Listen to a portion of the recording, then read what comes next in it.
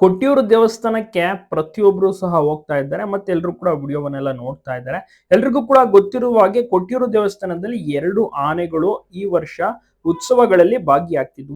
ಮೊನ್ನೆ ನಡೆದಂತ ಇನ್ಸಿಡೆಂಟ್ ಬಗ್ಗೆ ಎಲ್ರು ಕೂಡ ನೋಡಿರ್ತಾರೆ, ತಿಳ್ಕೊಂಡಿರ್ತಾರೆ. ಅಲ್ಲಿ 2 ಏನ್ ಆನೆಗಳಿದಾವೆ, ಶಿವನ್ ಮತ್ತೆ ವಿಷ್ಣು ನಾರಾಯಣ ಅಂತ 2 ಆನೆ ಎಲ್ಲವೂ ಕೂಡ ಚೆನ್ನಾಗಿರುವಂತಾನೆ ಒಳ್ಳೆ ಆನೆಗಳೇ. ಬಟ್ ಇಲ್ಲಿ ವಿಷ್ಣು ಆನೆಗೆ ಬಹುಶಃ ಮಸ್ತ್ ಬಂದಿರ್ಬೇಕೇನೋ. ಸೊ ನೋಡಿ ಇಲ್ಲಿ ಫ್ರಂಟ್ ಅಲ್ಲಿ ಬರ್ತಾ ಇದೆಯಲ್ಲ, ಇದೆ ವಿಷ್ಣು ಆನೆ. ಈ ಆನೆ ಏನ್ ಮಾಡುತ್ತೆ, ಹಿಂದ್ಗಡೆ ಏನು ಆನೆ ಬರ್ತಾ ಇದೆಯಲ್ಲ, ಆ ಶಿವನ್ ಎಂಬ ಆನೆಗೆ ಸರಿಯಾಗಿ ಚಾರ್ಜ್ ಮಾಡುತ್ತೆ, ತಿವಿಯುತ್ತೆ, ಮೇಲೆತ್ತುತ್ತೆ. ಅಲ್ಲಿ ಟ್ಯೂಬ್ ಲೈಟ್ಗಳು, ಶೀಟ್ಗಳು ಅದೆಲ್ಲ ಇರುತ್ತೆ, ಅದನ್ನೆಲ್ಲ ಡ್ಯಾಮೇಜ್ ಮಾಡುತ್ತೆ.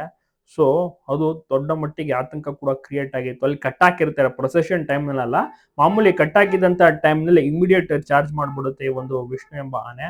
ಸೊ ಅಲ್ಲಿ ಏನ್ ಮಾಡ್ತಾರೆ, ಏನು ಇನ್ಚಾರ್ಜ್ ಎಲ್ಲರೂ ಕೂಡ ಈ ಆನೆನ ವಾಪಸ್ಸು ತ್ರಿಶೂರ್ಗೆ ಕಳಿಸ್ಬಿಟ್ಟಿದ್ದಾರೆ. ಈಗ ಕೊಟ್ಟಿಯೂರು ದೇವಸ್ಥಾನದಲ್ಲಿ ಒಂದೇ ಆನೆ ಇತ್ತು, ಆದ್ರೆ ಈಗ ಇನ್ನೊಂದು ಆನೆ, ಶಿವನ ಆನೆ ಜೊತೆ ಇನ್ನೊಂದು ಆನೆ ಜಾಯಿನ್ ಆಗಿರುವಂತದ್ದು. ಅದರ ಹೆಸರು ಗೊತ್ತಿದ್ರೆ ಕಮೆಂಟ್ ಮಾಡಿ. ತುಂಬಾ ಚೆನ್ನಾಗಿರುವಂತ ಆನೆ. ಈ ಆನೆ ಮುಂಚೆನೂ ಕೂಡ ದೇವಸ್ಥಾನ ಉತ್ಸವದಲ್ಲಿ ಭಾಗಿಯಾಗಿತ್ತು. ಮತ್ತೆ ಬೇರೆ ಬೇರೆ ಹಲವಾರು ದೇವಸ್ಥಾನ ಉತ್ಸವಗಳಲ್ಲಿ ಈ ಆನೆ ಫಂಕ್ಷನ್ ಗಳಲ್ಲಿ ಭಾಗಿಯಾಗ್ತವೆ. ಸೊ ನೀವು ನೋಡ್ಬೋದು, ಮುಂದಿನ ವಿಡಿಯೋಗಳಲ್ಲಿ ಬರ್ತಾ ಹೋಗುತ್ತೆ ಹೊಸ ಆನೆ ಯಾವ್ದು ಬಂದಿದೆ ಅಂತ ಗೊತ್ತಾಗುತ್ತೆ ಕಂಪ್ಲೀಟ್ ಆಗಿ. ಫುಲ್ ವಿಡಿಯೋ ನೋಡಿ. ಕೊಟ್ಟಿಯೂರು ದೇವಸ್ಥಾನ ಇನ್ನ 1 ವಾರ ಅಷ್ಟೇ ಓಪನ್ ಇರೋದು. ನಾಳಿದ್ದು ಏನು ಲೇಡೀಸ್ಗೆ ಕ್ಲೋಸ್ ಆಗುತ್ತೆ ನಾಳಿದ್ ತನಕ. ಅಂದ್ರೆ 2 ದಿವಸ ಅಷ್ಟೇ ಲೇಡೀಸ್ ಗಳಿಗೆ ಅವಕಾಶ. ಇನ್ನ 4 ದಿವಸ ಲಾಸ್ಟ್ ಅಂದ್ರೆ 21, 22, 23, 24 ಲೇಡೀಸ್ಗೆ ಅವಕಾಶ ಇರೋದಿಲ್ಲ. ಆಗ ಜೆಂಟ್ಸ್ ಮಾತ್ರ ಹೋಗಕ್ ಸಾಧ್ಯ. ಸಿಕ್ಕಾಪಟ್ಟೆ ಜನ ಹೋಗ್ತಾ ಇದಾರೆ. ವೀಕ್ ಎಂಡ್ ಅಂತೂ ಸಿಕ್ಕಾಪಟ್ಟೆ ಕ್ರೌಡ್ ಇರುತ್ತೆ. ಡಿವೋಟೀಸ್ಗಳು ಅಂದ್ರೆ ಭಕ್ತಾದಿಗಳು ಇರ್ತಾರೆ. ಎಲ್ರು ಕೂಡ ಅಂದ್ರೆ ನಮ್ಮ ಕರ್ನಾಟಕದಿಂದ ಹೋಗಿರ್ತಾರಲ್ಲ, ಅವ್ರಿಗೆ ತೊಂದರೆ ಆಗಿತ್ತು ಹಾಗೆ ಹೀಗೆ ಅಂತೆಲ್ಲ ತುಂಬಾ ಜನ ಸಹ ವಿಡಿಯೋವನ್ನೆಲ್ಲ ಮಾಡಾಕಿದ್ರು. ನಮ್ಗೆ ಇಲ್ಲಿ ಹರಾಜ್ ಆಯ್ತು ಹಾಗೆ ಹೀಗೆ ಅಂತ. ಬಟ್ ಅಲ್ಲಿ ಬೇರೆ ಕನ್ನಡಿಗರು ಹೋಗ್ತಾರೆ, ಅವರು ಆ ರೀತಿ ಏನು ಆಗಿಲ್ಲ, ನಾವು ಆರಾಮಾಗಿ ದರ್ಶನ ಮಾಡಿದ್ವಿ ಅಂತಾರೆ. ಬಟ್ ವೀಕೆಂಡ್ಸ್ ಏನಾದ್ರು ಹೋಗ್ಬಿಟ್ರೆ ಸುಮಾರು 8 ಅವರ್ ಆಗ್ಬಿಡುತ್ತೆ ಕ್ಯೂನಲ್ಲಿ ನಿಂತು ದರ್ಶನ ಮಾಡೋಕೆ. ಮತ್ತೆ ಮಳೆ ಬೇರೆ ಬರ್ತಾ ಇರುತ್ತೆ. ಮತ್ತೆ ಟ್ರೆಡಿಷನಲ್ ಡ್ರೆಸ್ ಹಾಕೊಂಡು ಹೋಗ್ಬೇಕು, ನೋಡ್ತಾ ಇರ್ಬೋದು ಈ ರೀತಿ. ಮಳೆ ವಾತಾವರಣ ಇದ್ದಾಗ ಛತ್ರಿ ಇಟ್ಕೊಂಡು ಬರ್ಲೇಬೇಕು, ಅಥವಾ ನೆನ್ಕೊಂಡು ಬರ್ಬೋದು. ಬಟ್ ಏನು ಮೊಬೈಲು, ದುಡ್ಡು ಅದೆಲ್ಲ ಇಟ್ಕೊಂಡಿದ್ರೆ ಸ್ವಲ್ಪ ಅದನ್ನ ಏನ್ ಕವರಲ್ಲಿ ಸುತ್ತಿಟ್ಕೋಬೇಕಾಗತ್ತೆ. ಆರಾಮಾಗಿ ದರ್ಶನವನ್ನ ಮಾಡ್ಕೋಬಹುದು. ವೀಕೆಂಡ್ಸ್ ಆಗೋದಿಲ್ಲ, ವೀಕ್ ಡೇಸ್ ಮಾತ್ರ ಆರಾಮಾಗಿ ಸ್ವಲ್ಪ ಮಟ್ಟಿಗೆ ದರ್ಶನ. ಈಗ ನೋಡ್ಬೋದು, ಇನ್ನೇನು ದೇವಸ್ಥಾನ ಕ್ಲೋಸ್ ಆಗ್ತಿದೆಯಲ್ಲ, 1 ವಾರ ಬಾಕಿ ಇದೆಯಲ್ಲ. ಸೊ ಇನ್ನ ಹೆಚ್ಚಿನ ಸಂಖ್ಯೆಯಲ್ಲಿ ಜನರು ಭಕ್ತಾದಿಗಳು ಬರ್ತಾ ಇದ್ದಾರೆ. ಏನು ಆನೆಗಳನ್ನ ನೋಡಿ ಪ್ರತಿ ದಿವಸ ಜನರು ಎಂಜಾಯ್ ಮಾಡ್ತಾ ಇದ್ರು. ಬಟ್ ಆನೆ ಏನು ಒಂದ್ಸತಿ ದಾಳಿ ಮಾಡ್ಬಿಡುತ್ತಲ್ಲ, ಇನ್ನ ಇರೋದಿಲ್ವನ ಉತ್ಸವ ಅಂತ ಎಲ್ರು ಕೂಡ ಅಂದ್ಕೋತಿದ್ರು. ಬಟ್ ಇವತ್ತು ಹೊಸ ಆನೆ ಬಂದಿದೆ.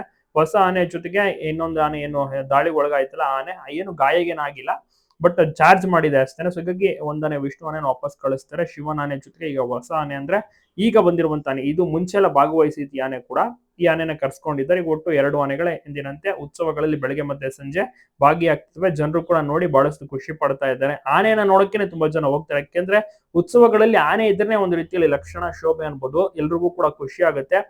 ಏನು ಆನೆ ಉತ್ಸವದಲ್ಲಿ ಭಾಗಿಯಾಗುವಂತ ಟೈಮ್ಲಿ ಎಲ್ರು ಕೂಡ ದೂರದಲ್ಲಿ ನಿಂತ್ಕೋತಾರೆ, ಆನೆನ ನೋಡ್ತಾ ಮತ್ತೆ ಕೈ ಮುಗಿತಾ ನಿಂತ್ಕೋತಾರೆ. ಉತ್ಸವ ಚೆನ್ನಾಗಿ ನಡೆಯುತ್ತೆ.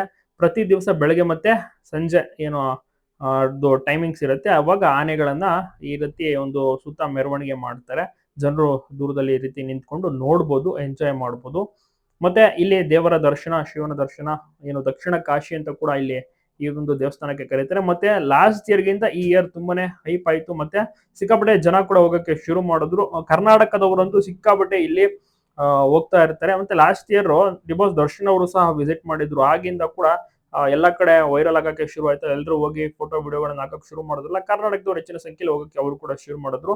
ಪ್ರತಿ ದಿವಸ ಅಲ್ಲಿ ಕನ್ನಡಿಗರೇ ಜಾಸ್ತಿ ಕಾಣಿಸ್ತಾರೆ. ಕಣ್ಣೂರ್ ಸೈಡ್ ಅಲ್ಲೆಲ್ಲ ಕಂಪ್ಲೀಟ್ ಏನು ಬೀಚ್ ಎಲ್ಲ ಡ್ರೈವ್ಗೆಲ್ಲ ಹೋಗ್ತಾರೆ, ಸಿಕ್ಕಾಪಟ್ಟೆ ಕನ್ನಡಿಗರಿದ್ದಾರೆ. ನೋಡಿ ಎಂಜಾಯ್ ಮಾಡ್ತಿದ್ದಾರೆ. ಇನ್ನ ಕೊಟ್ಟಿರೋ ದೇವಸ್ಥಾನ 1 ವಾರ ಅಷ್ಟೇ ಕ್ಲೋಸ್ ಸಹ ಮಾಡಲಾಗುತ್ತೆ. ಸೊ ಹಾಗಾಗಿ ಯಾರ್ಯಾರೆಲ್ಲ ಇನ್ನ ವಿಸಿಟ್ ಮಾಡಿಲ್ಲ, ಬೇಗ ಹೋಗಿ ವಿಸಿಟ್ ಮಾಡಬಹುದು, ದೇವರ ದರ್ಶನವನ್ನ ಪಡ್ಕೋಬಹುದು. ಮತ್ತೆ ಅಲ್ಲಿ ಉಳ್ಕೊಳ್ಳೋಕೆ ಫೆಸಿಲಿಟೀಸ್ ಎಲ್ಲವೂ ಕೂಡ ಇದೆ. ಪಕ್ಕದಲ್ಲೇ ಲಾಡ್ಜಸ್ ಗಳಿದೆ. ಅದಿಲ್ಲ ಅಂದ್ರೆ ಸುಮಾರು 5 ಕಿಲೋಮೀಟರ್ ದೂರಕ್ಕೆ ಹೋದ್ರು ಕೂಡ ಲಾಡ್ಜ್ಗಳು ಆರಾಮಾಗಿ ಸಿಗುತ್ತೆ. ಅಲ್ಲಿ ಲಾಡ್ಜ್ಗಳು ದೇವಸ್ಥಾನದ ಹತ್ರ ಸ್ವಲ್ಪ ರೇಟ್ ಜಾಸ್ತಿ ಹೇಳ್ತಾರೆ, 1,500-2,000 ತನಕ. ಬಟ್ ಸ್ವಲ್ಪ ಹೊರಗಡೆ ಹೋದ್ರೆ ನಿಮಗೆ 700-800 ರೂಪಾಯಿಗೆಲ್ಲ ಲಾಡ್ಜ್ ಸಿಕ್ಬಿಡುತ್ತೆ. ಆರಾಮಾಗಿ ಅಲ್ಲಿ ಸ್ಟೇ ಆಗಿ ದರ್ಶನವನ್ನ ಮಾಡ್ಕೋಬಹುದು. ಟ್ರಾಫಿಕ್ ಜಾಮ್ ಆಗುವಷ್ಟು ಜನ ಸಿಕ್ಕಾಪಟ್ಟೆ ಸೇರ್ತಾ ಇದ್ದಾರೆ ಅಂತ ಹೇಳ್ಬೋದು. ಗಮನಿಸ್ತಾ ಇರ್ಬೋದು ಈಗ ಎಷ್ಟೊಂದು ಜನ ಇದ್ದಾರೆ ಅಂತ. ಒಟ್ಟಾರೆ ಈಗ ಇನ್ನೇನು 1 ವಾರದಲ್ಲಿ ಇನ್ನೇ ದೇವಸ್ಥಾನ ಕ್ಲೋಸ್ ಆಗುತ್ತೆ. ಟೋಟಲ್ 28 ದಿವಸ ದೇವಸ್ಥಾನ ತೆಗೆದಿರುವುದು. ವರ್ಷಕ್ಕೆ ಕೇವಲ 28 ದಿವಸ ಮಾತ್ರ ತೆಗೆಯೋದು ಇದೇ ಟೈಮ್ ನಲ್ಲಿ. ಈ ವರ್ಷನೂ ಕೂಡ ಅಷ್ಟೇನೆ ಚೆನ್ನಾಗಿ ಎಲ್ಲರೂ ಕೂಡ ಸೇವೆ ಮಾಡಿದ್ದಾರೆ, ದರ್ಶನ ಪಡೆದುಕೊಂಡಿದ್ದಾರೆ. ಮತ್ತೆ ಏನು ಈ ಸತಿ ಲಾಸ್ಟ್ ಟೈಮ್ ಸ್ವಲ್ಪ ಗೊಂದಲಗಳಾಗಿತ್ತು, ಕರ್ನಾಟಕದವರು ಆತರ ಏನೋ ಎಲ್ಲ ಕಸ ಎಲ್ಲ ಹಾಕಿದ್ರು, ಬಟ್ಟೆಗಳನ್ನ ಎಲ್ಲ ಅಲ್ಲೇ ಬಿಟ್ರು ಸ್ನಾನ ಮಾಡುವಂತ ಟೈಮಲ್ಲೆಲ್ಲ. ಬಟ್ ಈ ಸತಿ ಎಲ್ರು ಕೂಡ ತುಂಬಾ ಚೆನ್ನಾಗಿ ನಡ್ಕೊಂಡಿದ್ದಾರೆ. ಎಲ್ಲರೂ ಕೂಡ ಒಂದು ಜವಾಬ್ದಾರಿಯಿಂದ ಹೋಗಿ ಜವಾಬ್ದಾರಿಯಿಂದ ವಾಪಸ್ ಬಂದಿದ್ದಾರೆ. ಎಲ್ರಿಗೂ ಕೂಡ ನೋಡಿ ಖುಷಿಯಾಗಿದೆ. ತಪ್ಪದೆ ವಿಡಿಯೋನ ಎಲ್ಲ ಕಡೆ ಶೇರ್ ಮಾಡಿ. ಹೊಸ ಆನೆಯನ್ನು ಸಹ ನೋಡ್ಬೋದು. ಬಹಳಷ್ಟು ಚೆನ್ನಾಗಿ ಹೊಸ ಆನೆ ಇವತ್ತು ಪೂಜೆ ಕೈಂಕರ್ಯಗಳಲ್ಲಿ ಭಾಗಿಯಾಗ್ತಾ ಇದ್ದಾವೆ.